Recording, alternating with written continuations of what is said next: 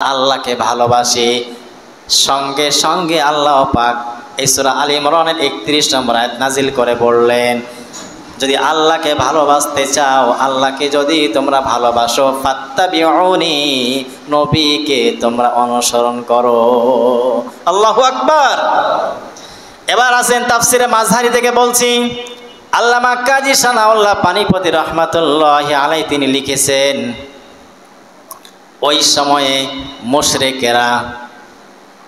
মুশরিকেরা বলল যে আমরা আল্লাহকে ভালোবাসি। বলেন কাকে ভালোবাসি? আল্লাহকে ভালোবাসি বলে তারা কাবা ঘরের ভিতরে একটা মূর্তি পূজা তৈরি করেছে।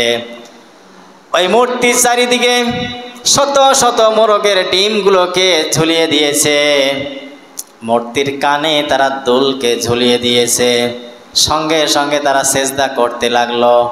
এমন সময় নবীজি আসলেন, দাঁড়িয়ে দাঁড়িয়ে দেখলেন, তাদেরকে জিজ্ঞেস করলেন, তাদেরকে বললেন যে তোমরা এটা কি করছো?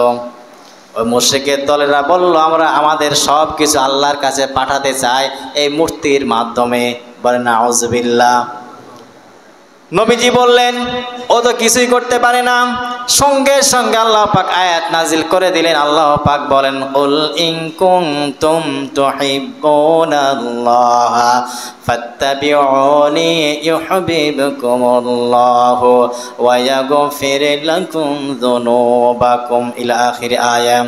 আল্লাহ পাক বলেন, হে নবী তাদেরকে বলে দিন, তারা যদি আল্লাহকে ভালোবাসে তাহলে আমি নবীকেই যেন তারা অনুসরণ করে। নবীকে যারা অনুসরণ করবে, আল্লাহ পাক বলেন ইউহিব্বুকুমুল্লাহ, আমি আল্লাহ তোমাদেরকেই ভালোবাসবো। বলেন আল্লাহু আকবার। সুতরাং আল্লাহকে কেউ যদি ভালোবাসতে চায়, ভালোবাসা লাগবে কাকে? অনুসরণ করা লাগবে কাকে? নবীকে যারা অনুকরণ করবে, আল্লাহ পাক বলে দিলেন, নাই নবী আপনি তাদেরকে বলে দিন ইউহিব্বুকুমুল্লাহ, আল্লাহ তখন তাদেরকে ভালোবাসা শুরু করবে। এই যে ইউহিব্বুকুমুল্লাহ, ইউহিব্বুকুম শব্দটা মুজারে, প্রেজেন্ট, ফিউচার, বর্তমান, ভবিষ্যৎ। আল্লাহ পাক বললেন, নবী তাদেরকে বলেন, যখন থেকে তারা নবীকে অনুসরণ করা শুরু করবে, তখন থেকে আমি আল্লাহ তাদেরকে ভালোবাসা শুরু করব। বলেন সুবহানাল্লাহ। নবীকে অনুসরণ করা ছাড়া আল্লাহকে ভালোবাসা যাবে?